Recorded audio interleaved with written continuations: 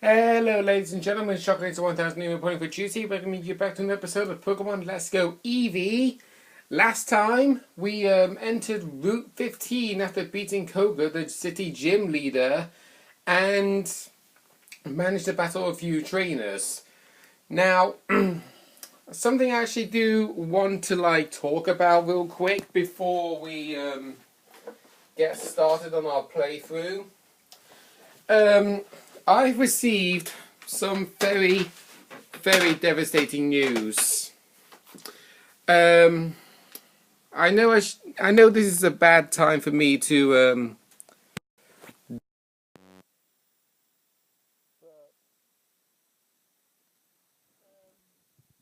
I'd like to ask a favor for you guys. Because I've actually lost a member of my family very recently. Today, I received word that one of the members of my family has actually died, and it's kind of heartbreaking for me because the last time I actually had a family member die was when I was 7. So, if we could, very please, could we all have a minute of silence in remembrance of my family member who is my uncle? Okay, starting now.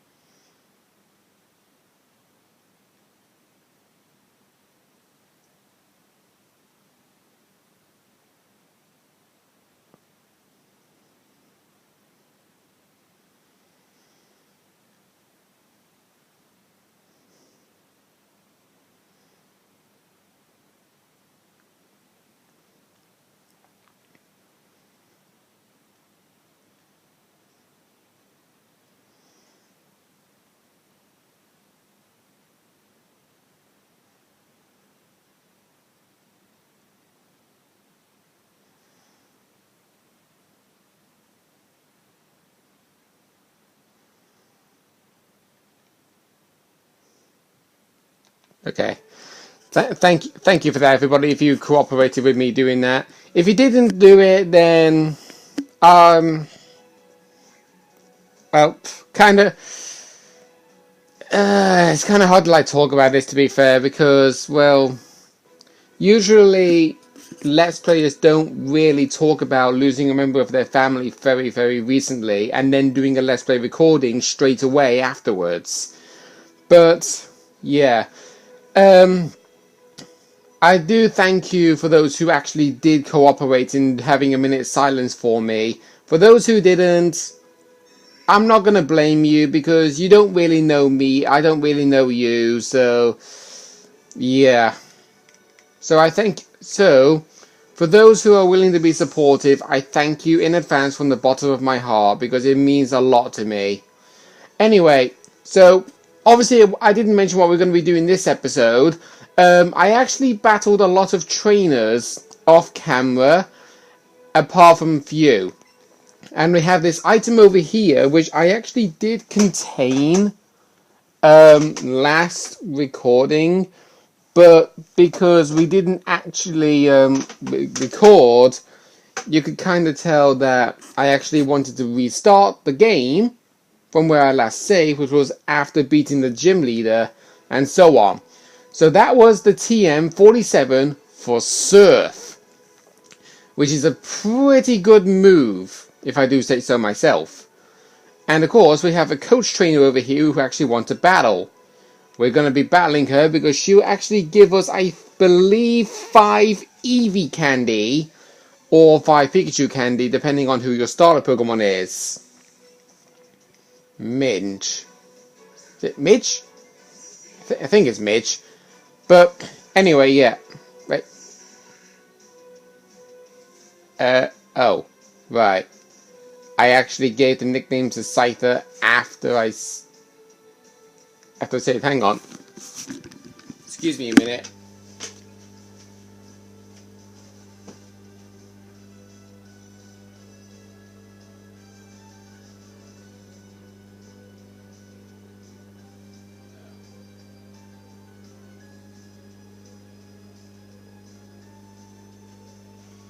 Okay. Oh dear. Sorry. False alarm. I thought somebody was doing something, but nah. So anyway, you notice that my Scyther is now okay. Well, my Scyther is now level 35 after all the training I did. And you can see just how good of a Pokemon Scyther really is. Because he's successfully capable of dealing with Pokemon when needed. So here we go, we got Magmar here. So of course I'm going to not move first and use U-turn. Ugh, sorry about that, Scyther. But yeah, all my other Pokemon are like in the level 41 to 42. I know I could be training up Scyther by just by catching Pokemon in the wild, where I'm like, okay, I'm doing a catch combo of one Pokemon, catching him on the first ball, using a certain technique, and then just gaining a lot of experience to help train up Scyther a lot quicker. But, well, I wanted like experience leveling up the proper way. Because I know, yeah, I did the catching malarkey when it came to, well, training up Magikarp to evolve it into a Gyarados, even though it didn't evolve into a Gyarados before challenging Lieutenant Surge. But yeah, I was actually mistaken. I thought she gives you 5 Eevee candy. It's actually the TM for Fire Punch, which is a really good move. Sadly, though, I don't think anyone in my team can actually learn it. Oh, never mind. Charizard can learn it. Nice. We've actually got a better fire type move other than Ember. Actually, speaking of which, you actually probably noticed when I was using Gyarados that he actually had a new move in his arsenal.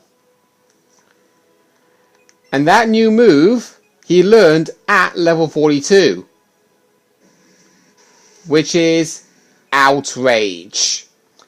It's a 120 power, 100 accurate, dragon type move that will confuse the Pokemon after the use of 2 to 3 turns in a row.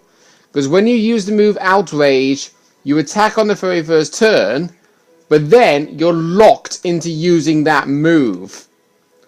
And you don't snap out of it until until the Pokemon is either fully confused after using it 2 to 3 turns in a row, or a Fairy type Pokemon is brought in because Dragon doesn't affect Fairy.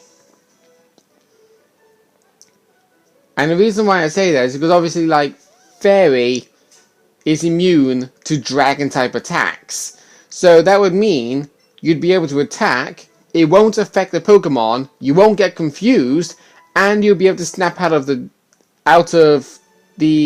lock of using that move, so you can then use a different move. But that's normally what competitive battlers would normally do, but with like me, I can be a competitive battler when it comes to battling online, but when it comes to a story mode, that's an entirely different story. I just like playing Pokemon for fun. So anyway, we've now battled that coach trainer. I'm going to show you exactly all the trainers you actually battle. And I'd like you to count how many there are.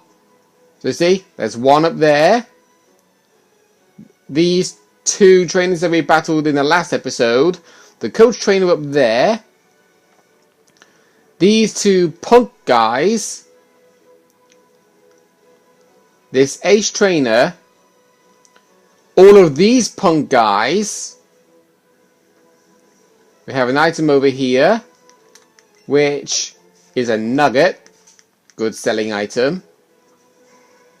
Another Tauros over there that we don't really want to catch, since we already caught one. This guy's also a trainer. That guy over there is a trainer.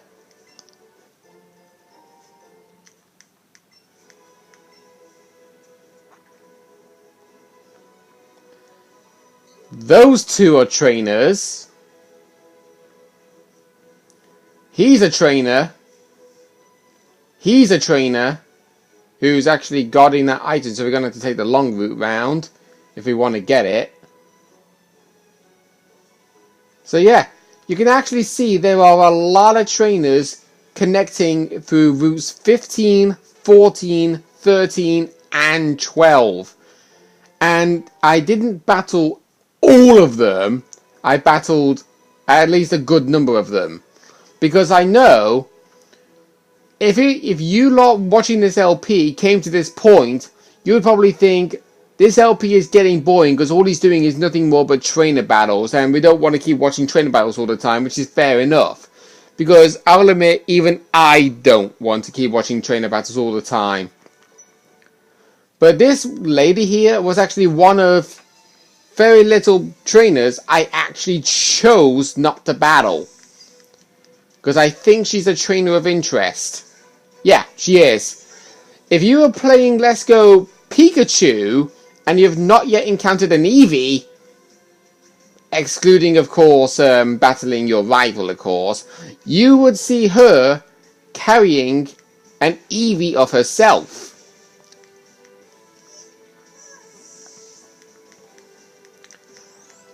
And I think her second Pokemon is a Persian. Okay, so obviously she might not be a trainer of interest depending on what version you're playing, but she will have an Eevee regardless. And if you've actually not seen an Eevee, well, it's kind of hard to describe this because you are definitely going to see an Eevee in the very early stages, because you'll either have an Eevee or your rival will have an Eevee. So, yeah. So she sort of is a trainer of interest, but at the same time, she's also kind of not. And I think, obviously, this route is like a maze. But yeah, these two are trainers as well. I thought it was actually this one I actually left. I thought the other beauty one that we just beat, I actually already battled, but apparently I didn't. Beauty Lola. And she has a Chansey. First trainer we've actually battled that actually has a Chansey. If you've actually not encountered Chansey as a rare spawn in Route 11 or any of the other locations that you're more likely to find it, you can actually encounter this Chansey by battling this trainer.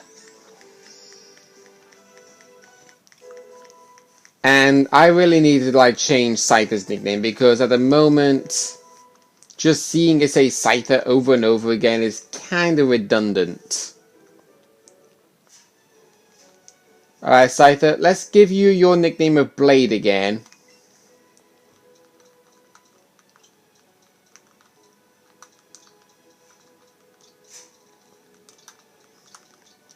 There we go. And that Ace trainer over there, yes, he too is a trainer. I left him on purpose because I know you would not think he doesn't have a Pokemon of interest if he's just standing there doing nothing. So we're going to battle him.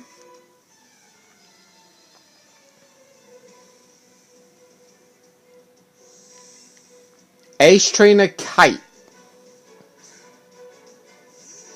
Right, he has a Growler. That's not of an importance to us. But that does mean bad news for Scyther, because he is quad weak to rock. So we use U-turn. And then we get away scot-free.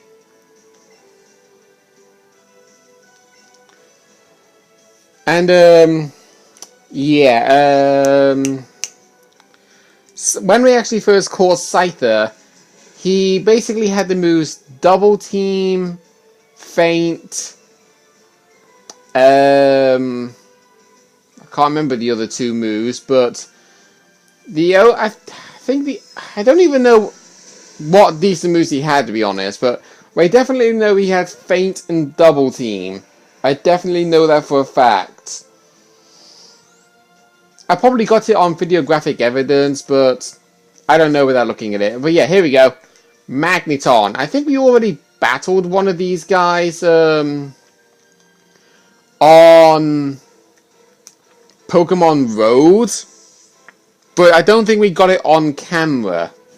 I think I battled it when I was trying to get rid of all the trainers as quickly as possible.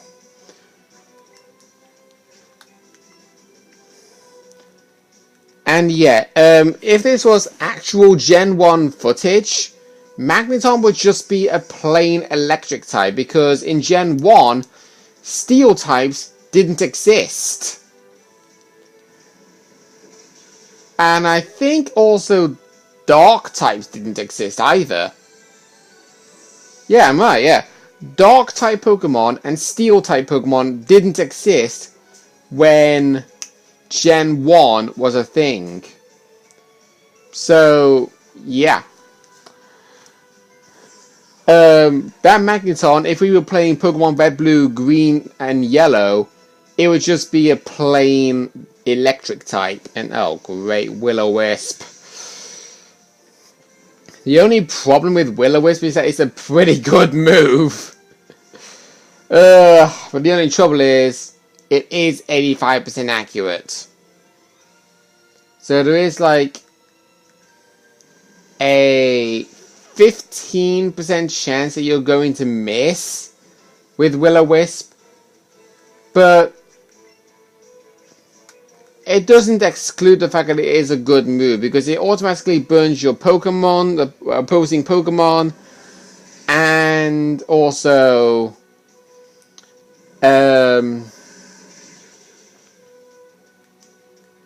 burn cuts the Pokemon's attack power in half.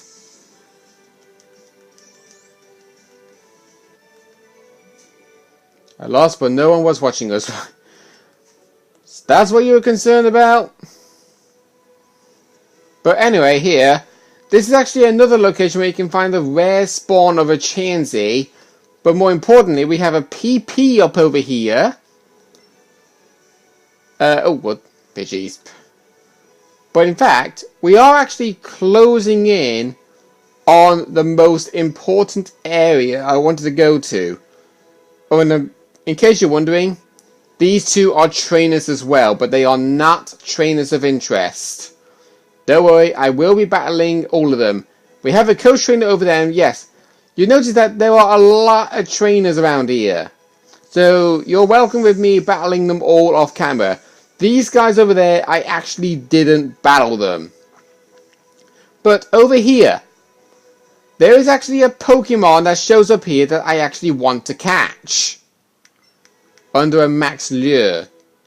And in fact, speaking of which, speaking of lures, I'm going to use one. Because they actually increase the likelihood of rare Pokemon to show up. So we're just going to wait for a bit and see if that Pokemon will show up.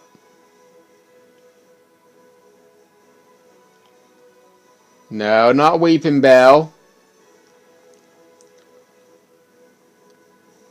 And in case you're wondering, it's not Pidgeotto. Weeping Bell, don't get close. Weeping Bell. In case you're wondering with Weeping Bell, if you want to evolve it into a Victory Bell, which is Weeping Bell's evolved form, its evolution line is exactly the same as the Oddish line. You level up Oddish and Bellsprout to evolve into Gloom and Weeping Bell, and then use a Leaf Stone to evolve it into a Foul Plume and Victory Bell. Right, though, this is the definite location that you find this Pokemon. It honestly is, believe me. In fact, I think what I'm going to do is, I'm going to wait here off camera, so that way, when the Pokemon shows up, I'll start recording there. Okay? So next time on Pokemon Let's Go Eevee, we will be exploring through Route 12. Okay, see you guys then.